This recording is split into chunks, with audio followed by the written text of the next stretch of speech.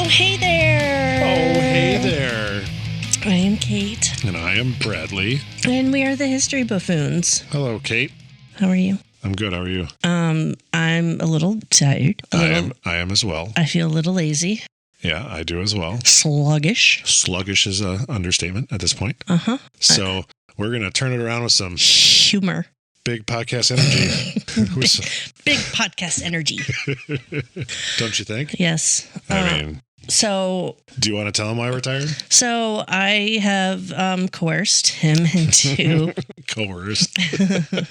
I mean, that is a perfect word for it. We are painting my closet. We are, yeah. I was easily coerced because you helped me paint the pod loft at my house. So I don't like painting, but same. But I said yes. And two wrongs don't make a right. But here we are. Yeah. It's a cool, like, teal color.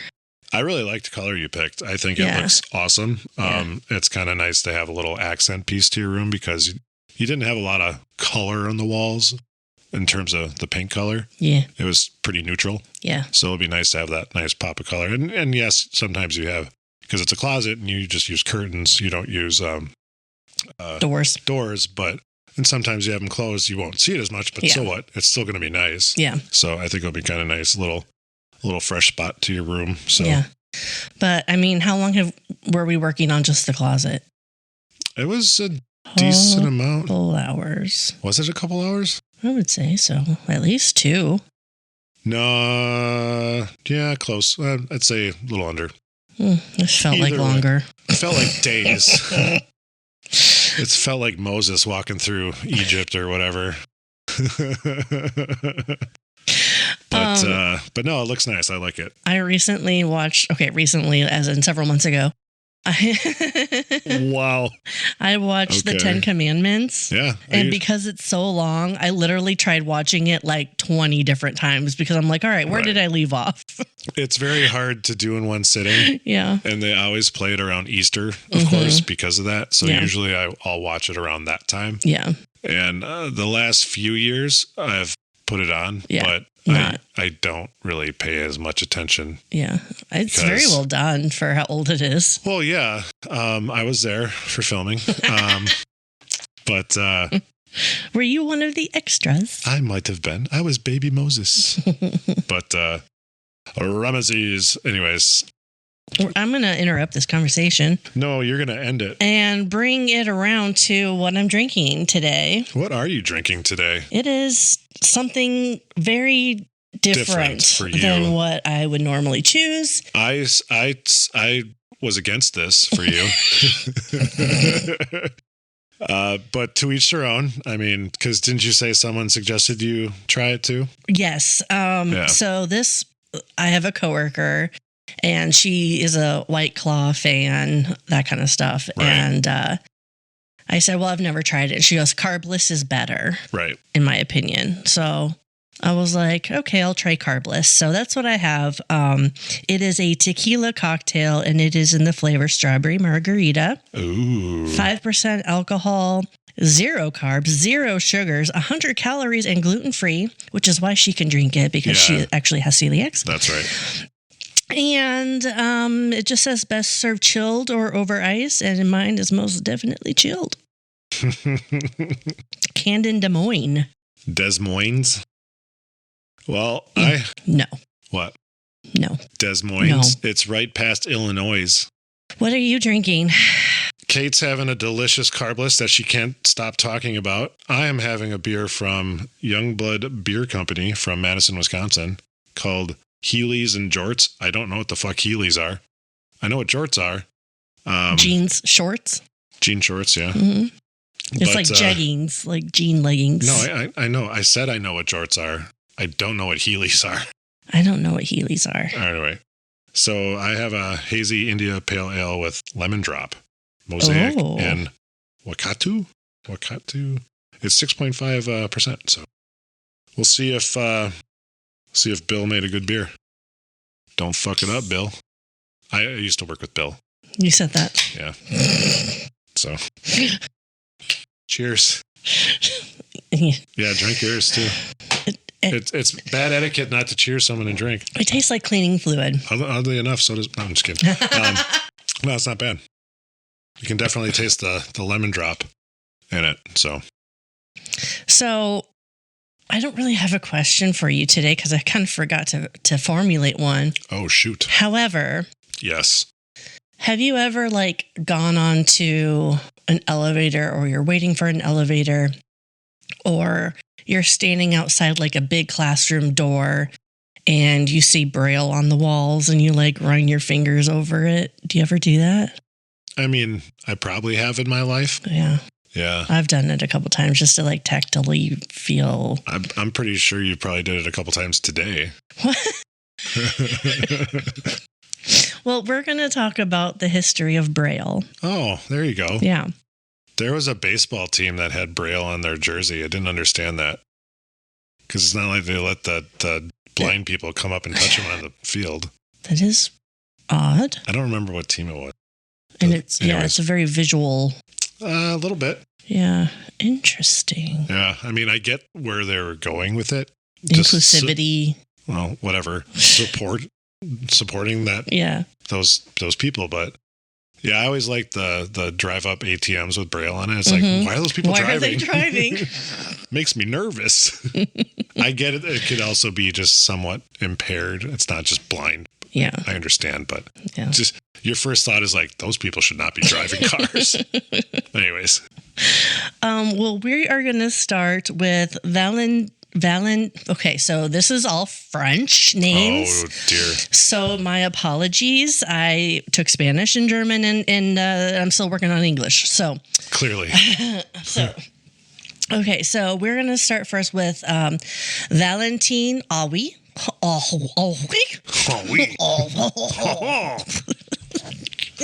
We're going to hell. Are we, though? He was born November 13th, 1745 in France. Wow. Okay, I'm not even going to tell you what the name of the town was because we don't need to, make your ears bleed. Was that not part of your research? It was, but I deleted it. Oh, dear. So I don't have to make your ears bleed. Is it because you couldn't pronounce it? There's a couple of times I did that. I was I don't know how to say that. I'm just going to get rid of it. No one will ever know.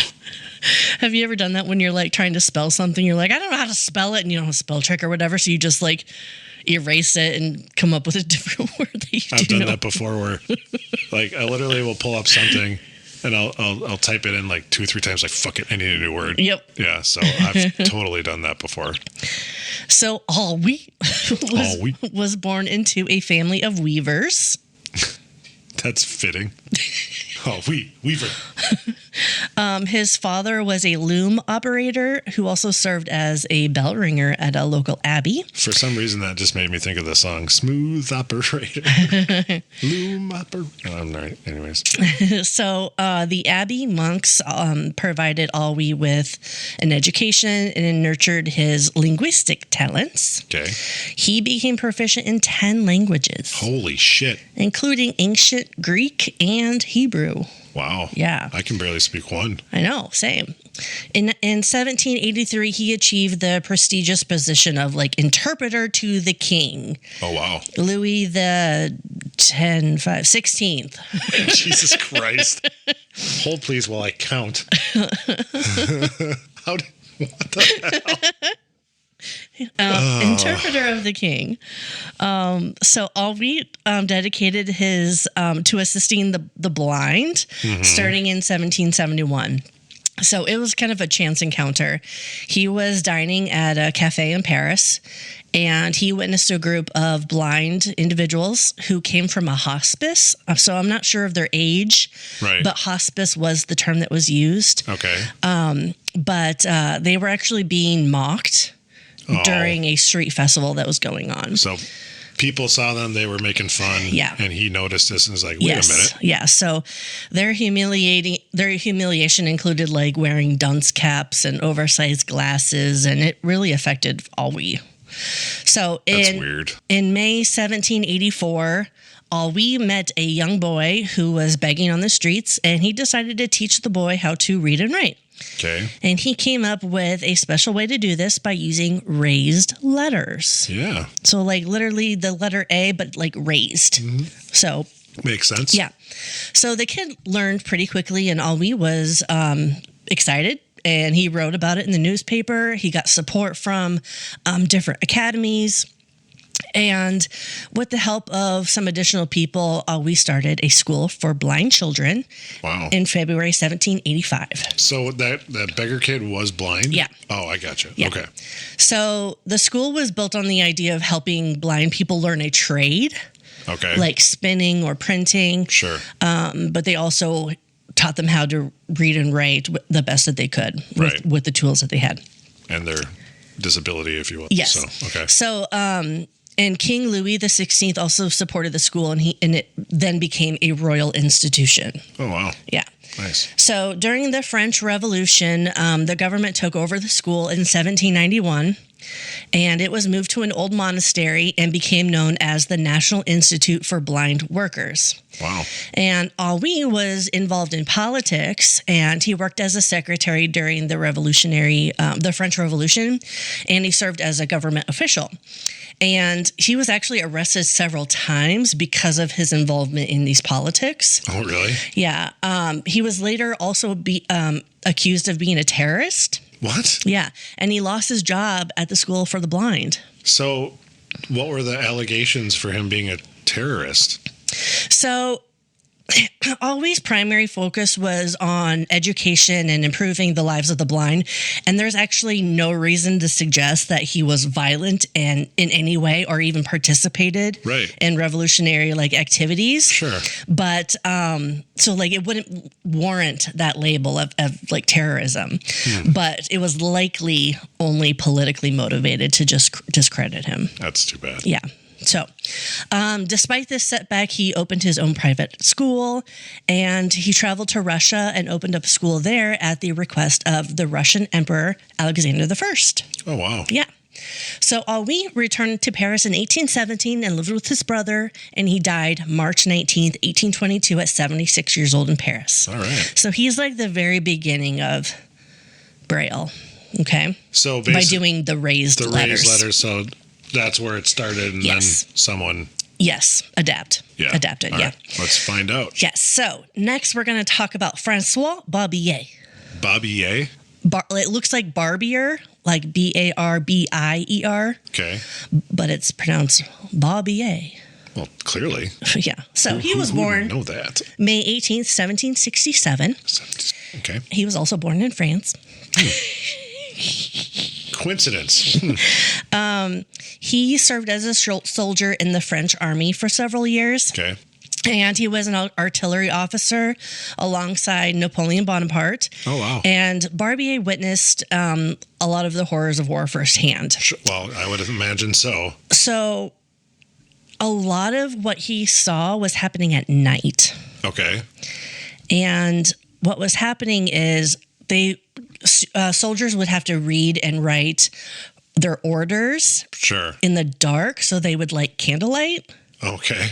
Which is a very bright beacon for snipers. Yeah. I mean, they didn't really have sniper rifles back then, but they still could find you and shoot you. Yeah. So he came up with an interesting idea to help combat those deaths. Okay. He called it night writing. Night writing. And he used it on the battlefield. So he basically used a grid to represent the letters, and the grid is like a 5x5. So 5 rows by 5 columns. Okay. And each letter had its own unique position on the grid. Makes sense. Mm-hmm. And you could figure out the letter by its grid coordinates. Sure. So the row number and the column number. So it's like all a battleship, right? Yeah. Yeah, like D4. You sunk my battleship. J9 sunk. You sunk my word. Take a shot. Take a shot. Yeah, no, that makes sense. I mean, because... So they would have to memorize the columns. For sure. No, that's a good way to do it, though. And I heard that W is very rarely used. Okay. So that wasn't even on the grid. Well, that would make sense because they only had 5 by 5, which is 25. 25. Which, if Math. memory serves me right, that's not how many letters are in the alphabet. Yeah. So, is it also because W starts with a D? So he got even more creative by assigning different symbols to represent each number. Sure. And then he started experimenting with dots. Oh. So imagine pressing dots into a paper with like an awl. Right. And that's how they would write, essentially. Okay. And Barbier specifically designed this for blind people to read by the touch of the impression. The impression, yeah. The breakage of the paper. Right. Yeah. So he also came up with a way to represent letters using finger positions, kind of like sign language, but for letters. Gotcha. So Barbier was pretty excited about his invention and wrote to the school for blind children in Paris to tell them about it. Always School. Oh, there you go. Mm-hmm. Unfortunately, the director of that school at the time wasn't interested. Oh, that's sad. But a new director took over in 1821. And his name was Alexandre René Pignet. And he was open to new ideas, and he had a student try out Barbier's method, and then they showed it to the other students and the school board, and it was a huge success. Well, yeah, because I mean, look how much easier that probably had to be for them. Yeah. To be able to figure that out. Yeah. So the students who already knew the alphabet quickly picked up Barbier's grid system. Okay. And then even though Barbier preferred using sounds instead of letters, the students found it helpful that the grid was made with the regular alphabet. Sure. So before Barbier's method, the students used books with the raised letters, and they were really hard to read, and they took up a ton of space. I bet. And then they couldn't quite write for other blind people to read. Okay. So with Barbier's system, they could take notes in class and easily read them later. So Barbier's system wasn't perfect. Well, of course, there's going to be some learning curve. Mm-hmm. So it didn't have symbols for punctuation or numbers. And, I suppose. Yeah, and you couldn't tell the difference between uppercase and lowercase letters. Okay. And it couldn't be used for music yet. How come? Because he didn't create the grid to have musical notes in it. Okay. Did I convince you? Consider me convinced. Okay, great. Okay. So it was a really big first step, and it showed that blind people could read based on these raised dots that represented a code, right? Sure. So, and it was easy to use the tools that Barbier invented. And then he donated a lot of his sets to the schools over the years. Okay. But it was essentially like a tablet with an awl. Right. And they would like poke holes into the tablet. Because that's how they wrote, basically. Right. Yeah. Right. So Barbier spent the rest of his life trying to promote his ideas for easier ways to learn to read and write. He wrote books and tried to get his simplified writing systems into schools for younger children, but they weren't very successful. Okay. So he died on April 22nd, 1841 at 73 years old in Paris. Oh, wow. Then enter Braille. Louis Braille. Is that where they got the... Louis... I knew it was named after a person. Yes. So Louis Braille was born in France. Weird. I did not see that coming. It's like Couvray. Couvray, France. Okay. In 1809, and it's about 20 miles from Paris. Okay. So he was the youngest of 4 children. Oh, dear. His father was a successful leatherer and maker of horse tack. Okay, sure. You know what horse tack is? I do. Tell me. Horse tack is basically just like all the stuff you use for a horse, a bridle, the reins, bits, even the saddle technically is considered tack. Yeah. Yeah, I used to have a horse. So. Yeah, so he made all of that. Nice. And when Braille was just 3 years old, his parents were making saddles in their workshop, and little Louis was curious, and he grabbed an awl and accidentally poked himself in the eye. Oh, shit. Ouch. Really? Yeah. It's like, I wonder what this does. I think he was like trying to push the awl through a piece of leather, and he was like too close. He was 3. And it basically ricocheted, if you will. Yeah. So. Yeah. That sucks. Yeah.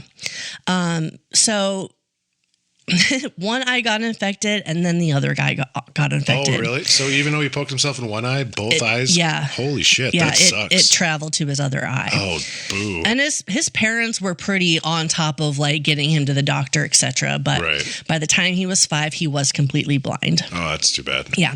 So Lewis didn't really understand that he couldn't see. Okay. But he did often ask his parents why it was always dark. Oh. Yeah. That's weird. Yeah. So poor kid. But his parents did like everything they could to raise him like any other child. Well, which is, I think, the right way to do it, because otherwise you have a disability now, but don't want to treat him any different kind of thing. So that's good. So they encouraged him to explore. They would give him special canes that his father would make. They would go around the village and the countryside. And Lewis seemed to accept his blindness, and he actually grew into a really happy, bright kid. Good. So his teachers and the local priests were impressed by how smart and imaginative he was. Okay. And they made sure that he got a chance to like continue his education. See, that's nice. Because a lot of people, especially the timing that he's growing up here, would just be like, well, you're useless. Yeah. Yeah. And just give up on you. So because of his intelligence, Braille was permitted to attend one of the first schools for blind children in the world, the Royal Institute for Blind Youth, which is now named the National Institute for Blind Youth in Paris. Oh, nice. And the children learned to read using Always system. There you go. Okay. So Louis benefited from Always books, but he soon realized they weren't quite enough. Okay. The books were bulky, limited, holding very little information. Is it because they were so bulky you just couldn't put a lot in it? Yeah. All right. Yeah. Makes sense. And it was a time-consuming process. Sure. I bet it was. So those raised letters were created by pressing wet paper against copper wires. Okay. And it was a technique that made it kind of impossible for blind children to write. Well, yeah. How would using they? that system. For sure. So to help Lewis stay in touch with his family, his father made him an alphabet using thick pieces of leather. It was a slow and awkward thing to try to do, but it allowed Lewis to trace letters and begin his own messages. Oh, that's kind of nice. So it was all like cut out and he would just trace the letters. Sure. So handmade books by Alwi were pretty heavy and awkward for children. They were difficult to make, easily damaged, expensive. And Alwi's school, when it first opened, they only had 3 books in Braille. Oh, really? Yeah. So despite this, Alwi was super passionate, and he believed educators would embrace it at the time. However, Lewis and the other children quickly realized that serious limitations going on here. Yeah, I mean, it's a good idea. The thought's there, but not good execution. Yeah. We'll just say that. Yeah. So Braille was a really good student, and he read Alwi's books carefully and paid close attention to his teachers, and he became like their top student. And once he finished the program, they actually asked him to start teaching at the school. Oh, really? Yeah. So how old would he have been, like when he finished the program? So I think he was in his 30s, like 20s or 30s, something like that. Oh, wow. Let's see. He was born in 2009, and he became a professor in 33.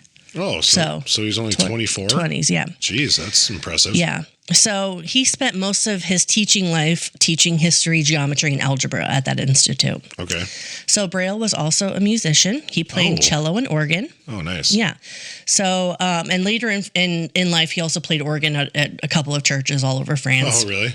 Nice. So in 1821, Louis Braille learned about Barbier's way of communicating. Yeah. And that's when the raised dots kind of came into play, and it inspired Braille to create his own system. Okay. So Braille was really determined to create a system where blind and sighted people could easily communicate with each other, because sighted people can see like the dots, the raised dots, and then like we were just talking about. Right. Yeah. So he believed that being able to communicate meant having access to knowledge, which was absolutely crucial for blind individuals. Well, yeah, because otherwise they're pretty left out of the picture. Yeah. So He said, if we can't communicate freely, people will continue to look down on us or treat us like we're helpless. Yep. We don't need pity. We don't want people to constantly remind us that we're different. We deserve to be treated as equals, and communication is the key to making all that happen. Okay. So Braille improved Barbier's system by making it simpler and more efficient. He made each letter use the same number of dots and reduced the total number of dots to 6. So the biggest letter has 6, is what you're saying? Or not the biggest letter, but the most within a letter is 6. Okay. Yes. So his first version used both dots and dashes. Oh, really? But he later removed the dashes because they were a little bit too hard to read. Okay. And Braille's smaller cells, because it's no longer a 5x5 grid, now it's only 6, so it can easily be felt with a single finger pad. Sure. You know? So Braille used the same tools that Barbier had donated to the school, like the tablet and the awl. Yep. And he started creating his own system of raised dots. Okay. So Braille's system quickly expanded to also include music. So how did he include music with that? That was not part of my research. Oh. Seriously? No. Oh, dear. It was a new musical code. Good thing you're talking to a musician. So now we have Dr. Alexandre Francois René Pinier. Okay.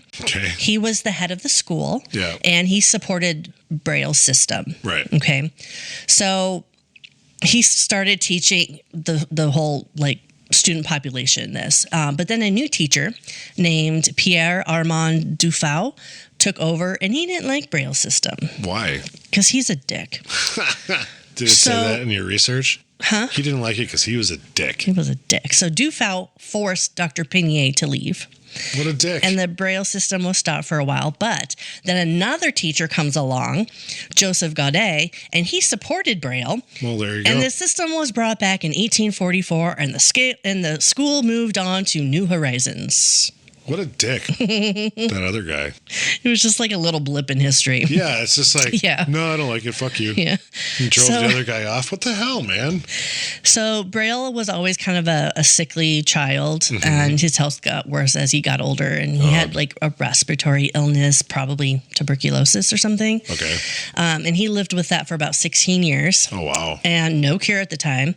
When he was 40, he stopped teaching because he was too sick. Okay.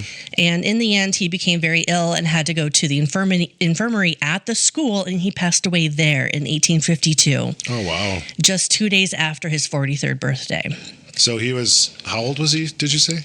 He died 2 days after his 43rd birthday. 2 days after. Okay. Yep. That sucks. So finally in 1854, 2 years after Braille died, the school agreed to use his system because the students kept asking for it. Well, I mean, there you go. Yeah. So Braille's system quickly spread throughout French-speaking countries, but it took longer to catch on elsewhere. Okay. However, at a meeting of teachers of the blind in 1873, Dr. Thomas Rhodes Armitage strongly supported Braille, and he started to notice that his use started to grow rapidly around the world then. Okay? Oh, yeah. So by 1882, Dr. Armitage reported that almost every school for the blind in the world now uses Braille. That's crazy. Except for a few in North America because we slow. Hey, speak for yourself, Nebraskan. But eventually, even those schools started using Braille. So it was officially adopted in the United States in 1916, and a universal Braille code for English was created in 1932. Okay. So there are many new ways that Braille is used today. There's Braille computer terminals, email services, a special service system for math and sciences. Sure. So after 200 years after Braille invented it, it's still incredibly important, right? Yeah. So the Braille Institute that we have now has over 32,000 paper Braille books in their library. That's wild. I know. That's a lot of Braille books. Yeah. So they're there are some challenges that blind Braille readers face. I would imagine. Yeah. So in an increasing like digital world, it seems like Braille books would like go away. No, it seems like it would be like much more available to them. Sure. Okay. They don't have access to a wide range of literature. So they have the Bible, they have some Shakespeare, but nothing that was contemporary, nothing that was like age appropriate. Right. So, there is like systems where they can convert the text from standard print to Braille. Oh, really? And it's a relatively like straightforward process, but a lot of systems have to have this software to perform this task. Sure, makes sense. And logically, there should be a huge library available, right? Right. But there's not.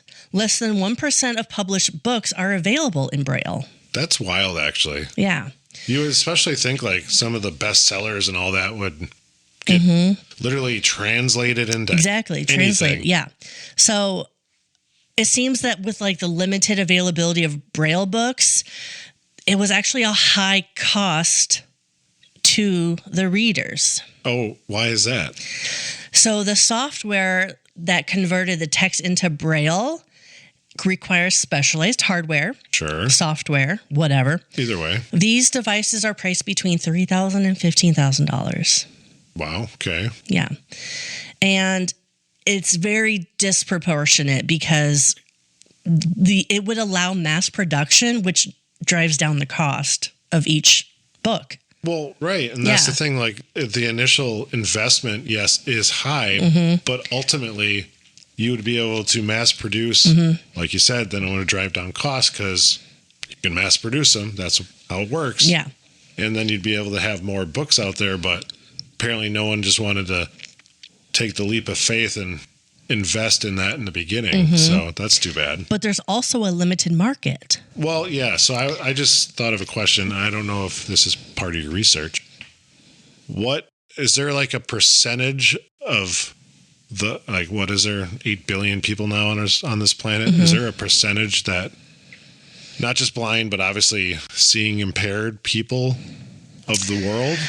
I don't think I read anything like that. Of the world. Do you have like North America or something? I'm thinking English speaking. Sure. It might be around 100,000 Braille readers. That's like the statistic I have. So the people who know Braille. Sure. It's about 100,000. That's not English. A lot of people. It's not. So okay, so I can understand though why a lot of people wouldn't invest that money for 100,000. It still sucks, but I can understand it at least because that is actually not a lot of people. Right. So assuming a typical reader, their lifespan, this would translate into multiple different tablets or devices, whatever, to read that Braille. Right. And the annual demand for these readers just aren't enough. Yeah, it's not there. Yeah. So you could probably receive like a new device every 10 years or so, super tiny market. Right. And making 10,000 of these would be like a test run for a random keyboard, just a regular keyboard. Yeah, exactly. Yeah. It's just it would act like a small trial run. Do they have Braille keyboards? Yes. They do? Yes. Okay. So this kind of explains why the digital age hasn't really come up with a way to accommodate them? Yeah. So, but the total cost of getting a book to a blind reader is still really, really high. Right. And when the main tool that they need costs thousands of dollars because it's basically handmade and very limited, it's hard to make a profit. Sure. No, I get that. And the world's about making profits. And if they can't, they just go on to the next thing. Yeah. So today, those who do not know Braille use text to audio, audiobooks, screen readers, things like that. Sure.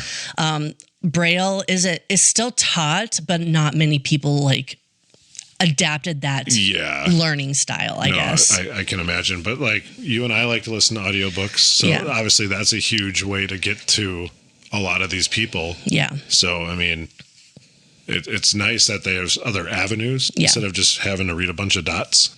Because I'll be honest, I can't read it, but I feel like, oh man, this sucks.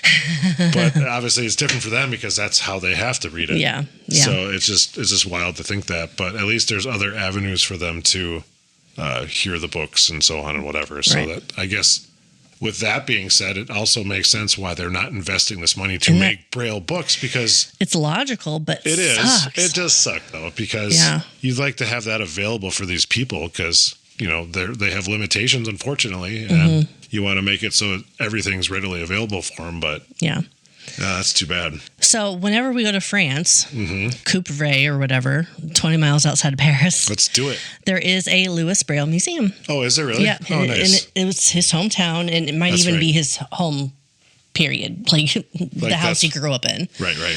But there is a museum there that you can visit. Okay. But that is the history of Braille. That's wild. Yeah, I don't remember what baseball team it was, but they literally had like the dots for their name. Yeah, I want to show you this picture real quick, right. And maybe you can kind of describe it for people. I'll try. I'll do my best. I can't see that far. Oh dear. Okay. So the 2 dots is A. My hip popped. Oh dear. That was awkward. I bet. Yes. So we've got letters A and Z on the computer screen right now. So that's the Barbie A, and then that's the Braille. So explain what you're seeing. So I see the letter A and Z, and that's what does that say, Haley? That's Howie. Howie. Oh. Howie. That's that's how you spell it. Okay. It's spelled H-A-U-Y. H-A-U with umlauts. Yeah. Why? Howie. So, all right, fair enough. So the letters A and Z are raised. Those are the raised ones. I see it now. Okay. Yes. I gotcha. So then what's this next one here? The Bobby A. Those are just the dots where he... Those are the raised dots that he did? Yes, but look how many are listed here. Yeah. And for Z, there's freaking 9 dots. Yeah, 9. That's a lot. And there's just 2 for A. And your finger isn't that big to hold 9 dots on a single finger pad. Well, and it's crazy too, because when you're looking at the Barbie A one, you have literally, it's just 2 columns. Yeah. So, whereas the Braille, which is right below, is more, I don't want to say like the letter, because that doesn't look like a Z to me, but it's in its certain positions so that they know that's a Z. So it's a lot different because it's a lot more compact. It's only got 4 dots too. This is a 6x2 grid. Correct. Brailles. And you can tell, and that makes more sense seeing that now, what you meant by that, because you can see where the other 2 would go if there was 6 there. So that's quite different. Yeah. So this is just a comparison photo. So I will make sure to have that on our social media as well. So you can kind of see that comparison between the 3. Yeah, that's quite different. Yeah.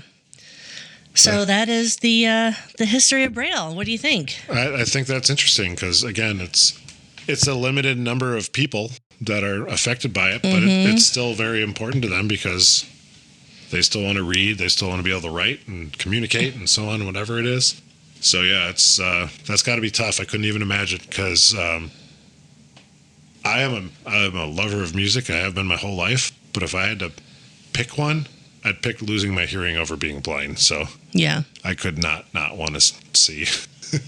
I'd much rather not be able to hear. Which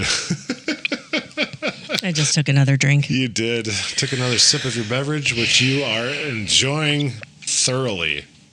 Yeah, I'll just stick to beer and hard liquor like gin and tonics. That's good for me. Can I ask a question real quick? Aftershock thrills. Wow. Can I ask a question real quick? Yeah. Who told you not to get that? Do you have an idiom for me today? I sure do. Let's move right on into the idiom portion of this episode. Let's just move along. All right. So this was, I don't remember who you said gave you this one, but I did pick When in Rome. Oh, okay. Because you had just brought this up to me not that long ago. Yeah. Like, we should do that one. That wasn't Nathan, was it? I don't know. Might have been. I don't remember. Thanks, Nathan, if it was you. If it wasn't, thanks anyway for being you. So when in Rome, the idiom when in Rome, do as the Romans do is like the full thing. Means to follow the customs of a place you visit. It can also mean to follow the lead of those who are familiar with a situation. never really heard that before. But I understand the first part is like, do as the locals do, basically, is what it is. Right. So it's often used by travelers to express the need to adjust to the customs of a new place. So you go to Paris, and you got to go, oh, oui, oui, you know. Oh, oui. We wouldn't do that. Oh, oui, in Paris. Sorry. All right, you need to stop that. It can apply to any country or city, not just Rome. It's just, that's where it kind of originated from. It also can be used to describe adapting to the actions of people who are comfortable in an unfamiliar situation. So if you're like new to the situation, just kind of read the room and when in Rome. Yeah, well, do as the Romans do. Yep. Finish it. No, I'm just kidding. Finish the drink that tastes like cleaning liquid. Oh, you have to finish that. Alcohol abuse if you don't. I'm pretty sure I'm going to save you a drink, save you a sip, so you can partake. So, of course, it does also say that, like I said, idiom is often shortened to when in Rome. Yeah. So the origin is attributed to Saint Ambrose, the former bishop of Milan. Good salad. Wow. Yeah. The former bishop of Milan is a good salad? I've never heard of that one before. Or is it ambrosia? I don't remember. I think it's ambrosia, not Ambrose. Maybe it came from Ambrose. Ambrosia came from Ambrose. Oh, dear. The story goes that St. Augustine asked St. Ambrose if they should fast on Saturdays as Romans did, and Ambrose advised him to adapt to the habits of the local people. So that's where the origin of that came, and it morphed into the do as the Romans do and all that stuff. So when in Rome, do as the Romans do, which is apparently murder people in a big Colosseum. Shout out to our Nero episode. Hell yeah. Let's play that lyre or lyre and just watch the city burn. That's what we're supposed to do. But so it was interesting because you had brought that up, so I figured next time we need an idiom, I'd just go ahead and do that one because it's fresh in the mind. Fresh. So I gotta, up my game a little bit, though. I feel like I need to get a little more deeper in some of these. Meaning, it's a very easy one. It was very easy to find some stuff. Mm-hmm. But I want to find one that's really fucking weird. I don't know how to better describe it. Yeah. We have a list of idioms. We do. We certainly do. We have a list of idioms, and I constantly, Kate will tell me one, Nathan will tell Kate one, and she'll pass it along. Another friend will mention them. Some of my family has mentioned a few, or I've just overheard. Mm-hmm. So I have a list that I just keep adding to. Yeah. And basically, I check them off when we use them. So yeah. I can now check off when in Rome. When in Rome. But yeah, I always like that one because it's one I've known, I feel like, my entire life. So right. That's also why I kind of wanted to do that one because I've literally said it numerous times throughout my life. Right. So right. Anyways. But so history of Braille, that was different. I like that because I knew it was named after a guy with the last name Braille. Right. That's pretty much all I knew about it. Right. So no, that was interesting. I thought it was pretty cool that they were all kind of in the same time frame as each other. Like it adapted really quickly. That actually was very wild. I didn't realize that. And I mean, and if you look at it, it wasn't far off from each other either. Basically, Braille just perfected we. Right, and he already had like a good idea with the raised letters. It's a fantastic idea. Yeah. It's just hard because with how much is there, feeling that I can imagine was very difficult. Yeah, and then going to the dots was Barbier. Smart, but a little cumbersome. Yes, with all the dots that he used, and then Braille just like, I like this, but I'm just going to tighten it up, basically. Yeah. So. The rapid succession, and then the fact that we're still using that system today is pretty it's awesome. Basically, almost 200 years later, right? Yeah.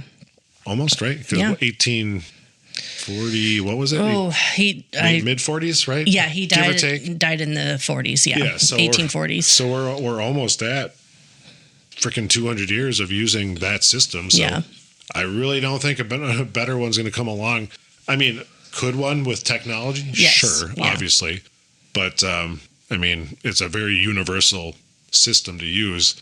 I was going to ask, so like, obviously English, which we speak and write and everything, is that. And with lettering, I mean, I know the alphabet's the alphabet, but like, how do you read Braille in like Chinese? I don't know. Is it different? That's a good question. Is it even used? I was curious, and I didn't know if that was something you would even come across. But no. You would just think like, because a lot of the characters right. are like a full word. Correct. And they actually have that in Braille as well. Oh, do they? So there will be specific sequences of the word the. Oh, that makes sense. And because very regularly used words kind of thing. Mm-hmm. That makes total sense. Yep. But as you were going through it, I'm like, well, how do I use Braille in Russian? Yeah. Or whatever, Yeah. Pick whatever language you want here. But I wonder if they're able to use that in some fashion, form, in some or whatever. Adapted way. Or is it just a more, but I mean, the French started it. Mm-hmm. So, and again, I know the alphabet is the same for a lot of different languages, but it just, I don't know, especially like you said, the symbols and stuff with Chinese, it's like, can you use Braille for that? Yeah. So that'd be kind of interesting to find out. That would be really interesting. But no, that was pretty cool because, again, I didn't know the origins of Braille. So, yeah. Very cool. Yeah. So, so Kate, tell me about your delicious beverage that you've been partaking in. So I don't want to dismiss it. This has a place for people. Just not you people. Just not in my stomach. That's fantastic. So it is a strawberry margarita tequila cocktail by Carbless. Yes. And it honestly does taste like a cleaning solution. Like if you're spraying like Windex and some of it just kind of like the wind got you and a little bit land on your tongue. It tastes like strawberry Windex. Oh, gross. It's really bizarre and I can't wait for you to try it. Actually, let's try it on the air right now. Hold, please. Do we have to do this? It's for our fans. I'm glad you pluralized that. Oh, gross. Just smelling it is fucking terrible. Oh, fuck. Why? Why would someone drink that? Again, to each their own, but good Lord. Can you taste the cleaning solution? That's all I tasted. Mm-hmm. Where's the rest of it? So bizarre, isn't it? But at least it's gluten-free.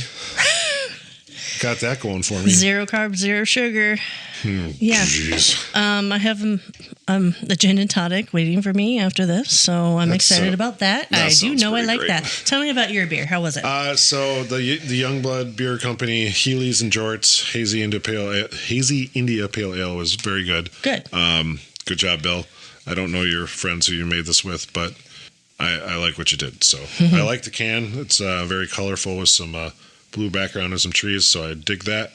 But no, I enjoyed it. It was very good. Awesome. So, yeah. So I would definitely have this again. Cool. I'd put this at a 3.5, 4 on my out of 5 scale. I'm going to say mine is 0. One I will not repeat again. So yeah, I'm going to say 0. I mean, like I could get it down. Like, that's not the issue. So do I give it a 1 then? Because I technically can drink it. Our scale is 1 to 5. We can alter it to 0 to 5. I give it a 0.5 because I can get it down. And that's all it's getting is because you could literally imbibe it. So yeah, sorry, Carbless. Well, there is a place. People do drink it. Again, being in the beer business like I was in the past, I used to sell White Claw. I never sold Carbless. There's tons. I mean, that shit sells crazy. And I believe it's from Wisconsin, right? Did you say that? Where Des Moines. It was? Yeah, or Des Moines. That's where it's from. Which one am I thinking of? Never mind. Something different. Yeah, that's right. Des Moines. Which one? Anyways, I'm thinking of something different. Anywho, That shit sells a lot, though. Yeah. So clearly there's plenty of people out there. And maybe it's just that flavor that you don't like, too. Yeah. That's the first one you've tried of carbless, right? Yeah. Ever? Yeah. So maybe there's another flavor out there that you might like. I am just not a seltzer person. Yeah. So I instantly shy away from those. Like White Claw, to me. Could I drink one? Yeah, of course. But TV static. Exactly. So on that note. Well, I suppose. All right, buffoons, that's it for today's episode. Buckle up because we've got another historical adventure waiting for you next time. Feeling hungry for more buffoonery? Or maybe you have a burning question or a wild historical theory for us to explore? Hit us up on social media. We're History Buffoons Podcast on YouTube, X, Instagram, and Facebook. You can also email us at historybuffoonspodcast@gmail.com. We are Bradley and Kate. Music by Corey Akers. Follow us wherever you get your podcasts and turn those notifications on to stay in the loop. Until next time, stay curious and don't forget to rate and review us. Remember, the buffoonery never stops.